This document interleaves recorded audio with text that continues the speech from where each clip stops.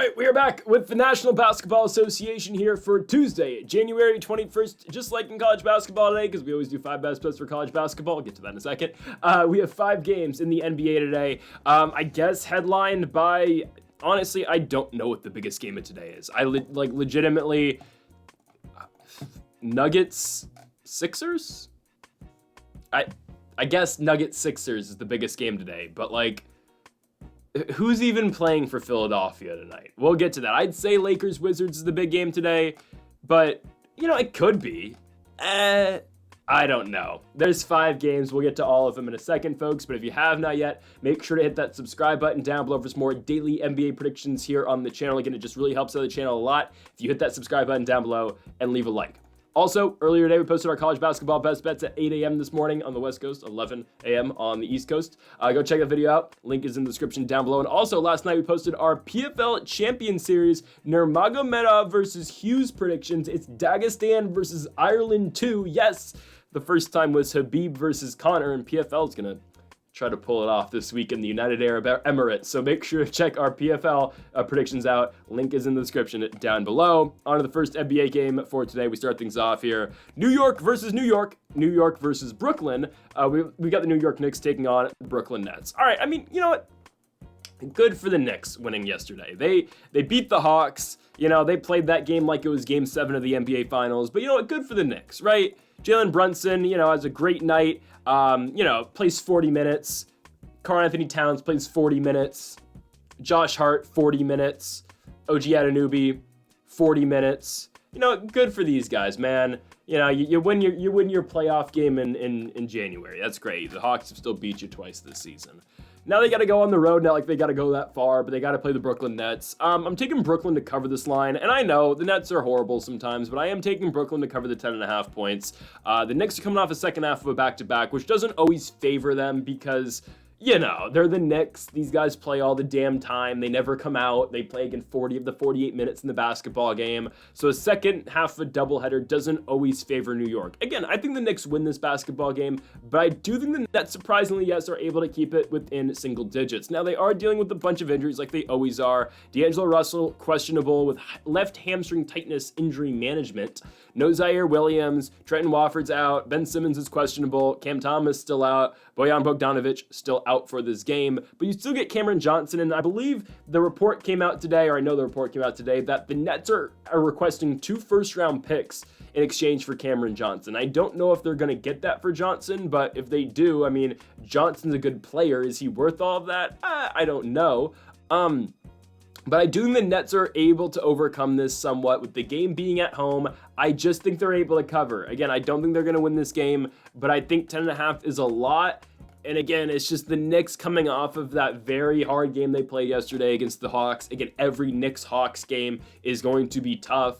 And the Knicks did win by 9 points. But now they got to go on the road. And the Knicks, guys, the way that they've been trending since January 6th, it's lose one, win one, lose one, win one. They have not stacked back-to-back victories. And I'm not saying they're going to lose this game, but I'm just saying I think it's going to be competitive. The Knicks have never really been good in the second half of back-to-backs this entire year. The last time they had to do that, they lost to Detroit after beating the Bucks. Earlier in 2025, they lost to OKC first half of back-to-back. Then they went to Chicago and lost as well. So the Knicks have never been good in this spot. I think Brooklyn's able to take advantage and cover the spread. I don't think they win outright, obviously, as, plus 400 dogs, but I do think Brooklyn's able to stay within that 10-point margin. So give me the Knicks to win, but give me Brooklyn to cover. Yes, the Nets are bad sometimes, but hell, they did play the Lakers competitively the other night. But you know what? Everyone plays the Lakers competitively. So it is what it is. Brooklyn covers, New York wins. Let's go on to our next game, to South Beach. Another 10.5 point spread. There's actually, there's 2 of these tonight, and then there's 2 13.5 point lines, but we've got the Miami Heat and the Portland Trail Blazers. Another one of these spots, I like the big favorite to win, obviously the Miami Heat, but I like the underdog to cover the 13.5 points. Portland is coming off a win a couple nights ago against the Chicago Bulls. Now, the Bulls, right? You'd think, oh, okay, then they're going to go to the Clippers, they're going to go to the Intuit Dome, and they're going to get killed by the Clippers, right? No. They find a way to beat the Clippers. The worst shooting night I've seen all year out of the Clippers. And it's not like Chicago played well. They had an 8-minute stretch in that game where they didn't have a field goal. But it's just the Clippers couldn't they couldn't guard Chicago without fouling. So Levine and all these guys would go to the line a million times in that game, and the Bulls ended up winning. But Portland snapped their 5-game losing streak, excuse me, by beating Chicago the other night. Now they got to go on the road to Miami. This is one of the furthest trips any team in the NBA takes, hell, all the way from the Pacific Northwest all the way down to South Beach. But I do think they're able to cover the 10.5 points. I know they haven't always covered this, sure, but it's not like Miami's been all that impressive. Yeah, they beat the Spurs. We thought they were going to beat San Antonio. But before that, they went on a 3-game losing streak, right? And yes, Jimmy Butler's back. It's just a weird spot. I think this Miami team, at least chemistry-wise, is always going to feel weird until Jimmy Butler gets traded. And again, we keep saying this every video, but that's going to be dependent on Pat Riley. We will see what Pat Riley does. I say it all the time with Pat Riley, but again, the guy's seen everything, legitimately. This guy went from, playing with Jerry West to coaching with Jerry West. I mean, this guy he's done it all, right? So, if there's any president of basketball operations you can actually trust in the situation, I would say it is Pat Riley. And maybe Pat Riley, again, the godfather, just says, you know what, Jimmy, go play, right? Who knows? I don't know, and maybe the Heat figure it out, because that's the wizardry that Pat Riley has. I don't know. But I do think Miami beats Portland, but I think Portland covers. Again, this is a young Portland team coming into the spot. If they are healthy in this game, which it looks like they're going to be, no Donovan Clingan still, obviously, but Anthony Simon's questionable. I think he should play. Chris Murray, I think, should play. I think Robert Williams is going to play as well. If they get these young shooters and these young guards to play this basketball game, ultimately, I do think Portland gets it. Again, I like what we see at times with that, that young guard rotation. We're talking about Anthony Simons. We're talking about Shane Sharp. We're talking about Scoot Henderson. Eventually, what does Portland do with that, obviously, right? Because, Scoot looked very disappointing last year. Wasn't great to start the year, this year, but Henderson has really come on recently. Last 4 games, 39, 16, 21, 25. Henderson now averaging 12.5 points per game this year, but in the last 10, he's averaging 16 points. So I don't know. I don't know what they do long term. Obviously, Scoot's only 20 years old. Hell, he was born in 2004. But what does Portland do long term in the point guard position, or just in the guard position, just with their guards as a whole, right? Because, Simons is 25, Sharp's 21, so I guess it's just they move on from Simons, but I don't know. We'll see. Again, it's good, though, to see the development out of Scoot Henderson, definitely. And that's ultimately why I think Portland's able to cover. I think their bench depth is getting better now. Again, Scoot's having better games. He's carrying the load for the second unit, and I think Portland, again, is able to cover the 10.5 points. But yes, we will take the winners of this game being the Miami Heat. But give me Portland plus 10.5 for our pick against the spread. Let's go on to our next one here. Really the only competitive line we have today, and maybe the only real, really competitive basketball game all night. Again, some of these games, yes, we are taking dogs. Actually, we took dogs in the first 2 games, but again, is the winner of either of those games really, no one's really betting the big dogs of the Nets and the Trailblazers. This is one of the games where, again, you get a close line between the Orlando Magic and the Toronto Raptors up north in Canada. Orlando's struggling. They are really struggling, and they have a bunch of injuries. They have just been trying to keep it together, but now Orlando's fallen to 7th in the Eastern Conference. Obviously, Toronto's still really bad. They're in 14th. Obviously, they're 10 and 32. They're not good, but Orlando has been struggling, and they've been struggling big time. And again, the injuries are still adding up. Franz Wagner's still out, should return in the next couple weeks, but no Jalen Suggs tonight with a back injury. Goga's still out with this concussion. Gary Harris is questionable with a hamstring injury, and Jet Howard is questionable with an ankle injury.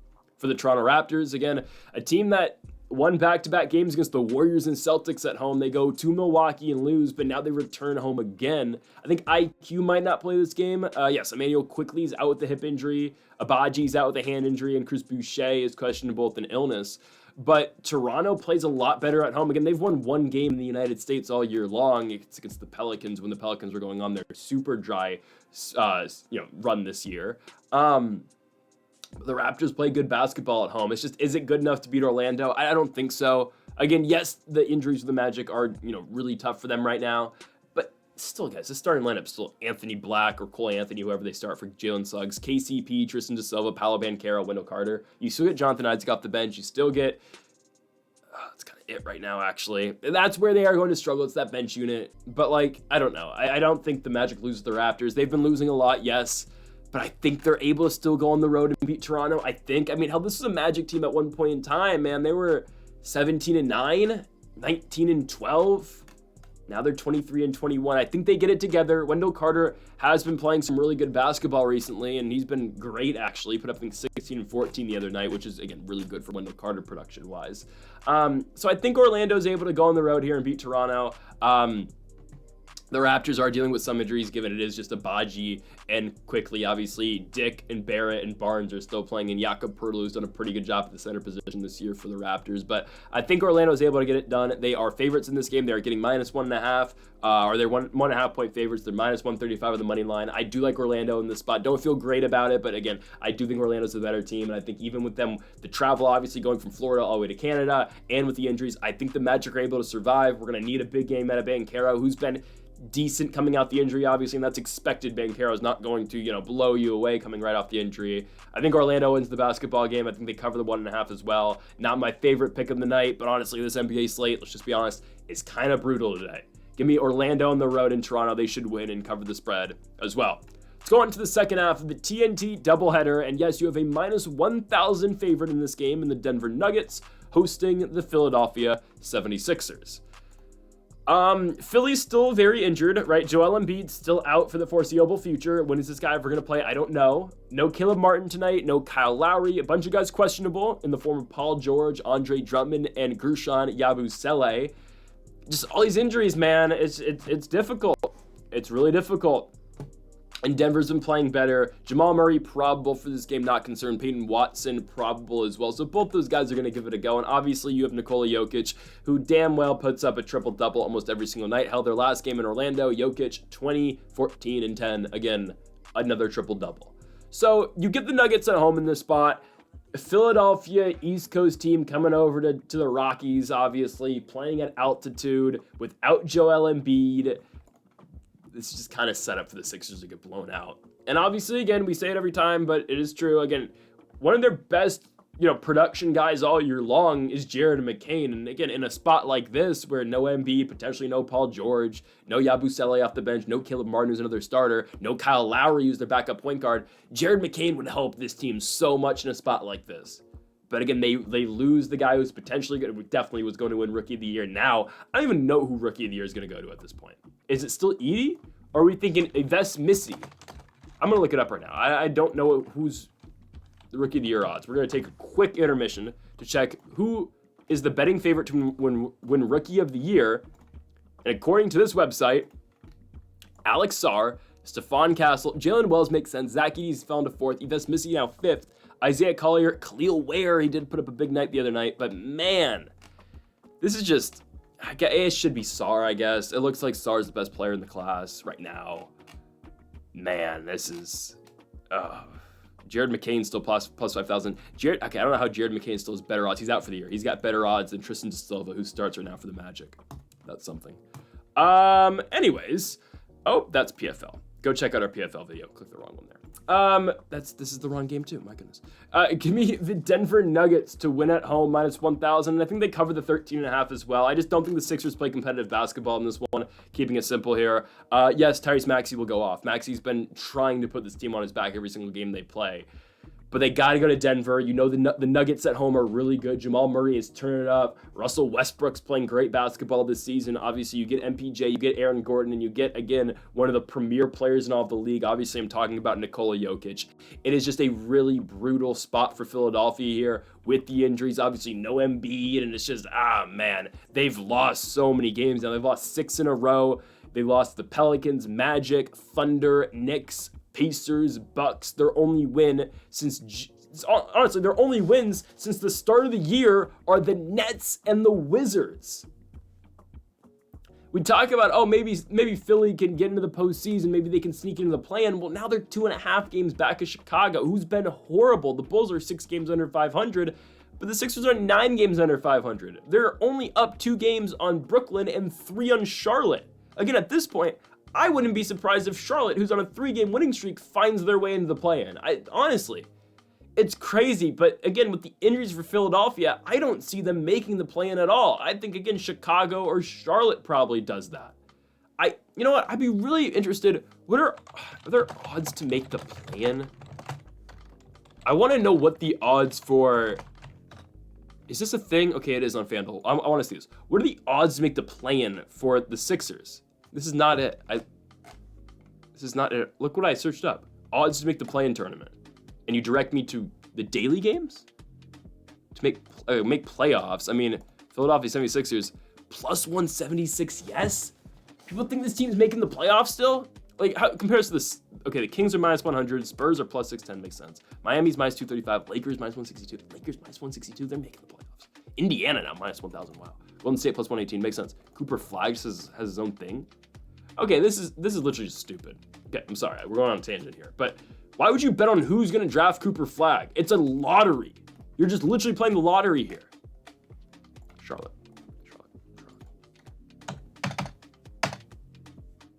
Actually, 178. Okay. All right. Whoa. Charlotte. Okay. Anyways, yeah, give me the Nuggets at home. They'll cover the 13.5 and win the game as well.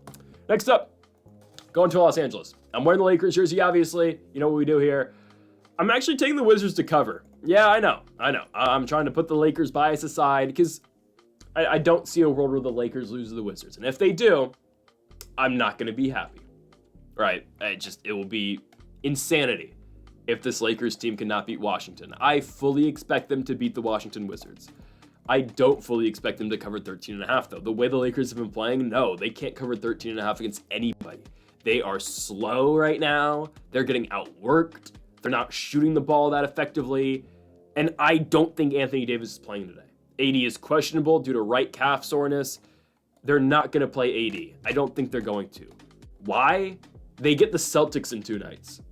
They're not playing it. AD's not going to push himself to play against the Wizards when the Celtics come into town in 2 days. Again, yes, the Celtics-Lakers rivalry is not what it used to be. It's not what it used to be when Magic and Bird played. Hell, it's not even what it used to be when Kobe was squaring off with Garnett and Paul Pierce. It's not the same, obviously. But yes, it is still the Lakers and the Celtics. There is still, again, that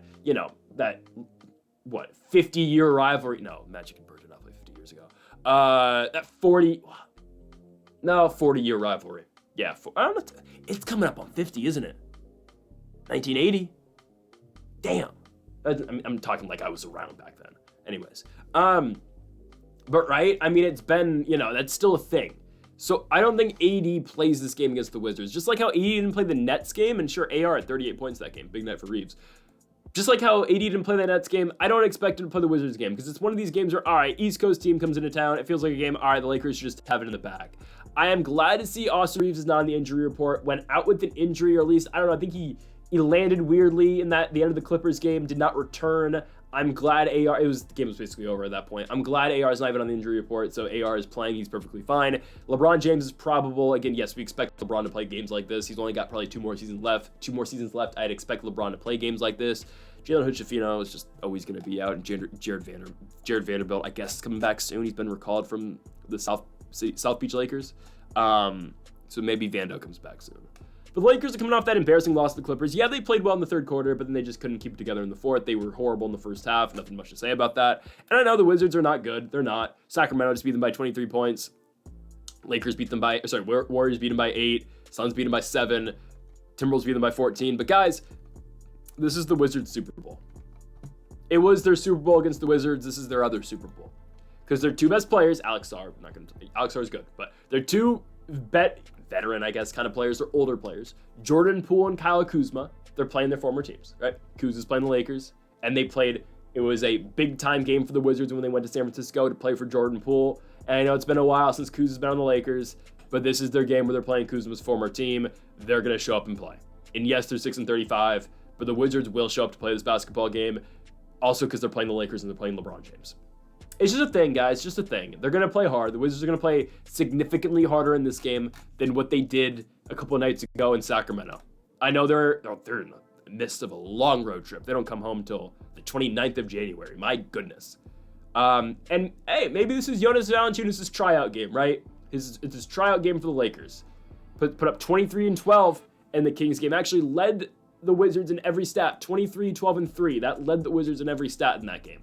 I don't want to see the Lakers get Valanciunas. I don't think he's the piece we're missing. Walker Kessler, though, is the piece the Lakers need. But again, I think the Wizards play this game tough. It's a big game. You're playing at Staples, crypto, whatever. But you're playing LeBron James. This team will show up. They will cover the 13.5 points. And I don't think AD plays either, which means Valanciunas probably enough at night, man. We can't trust Jackson Hayes. And honestly, we can't trust AD some nights. Man, AD. A Disney. No. I like AD. Give me the Lakers, though. Lakers are going to win. Wizards probably cover, though. I'd stay away personally. But honestly, the way the Lakers are playing, plus 13.5, don't look that bad. But the Wizards are really bad, though, so I don't know. Give me Lakers to win, Wizards to cover.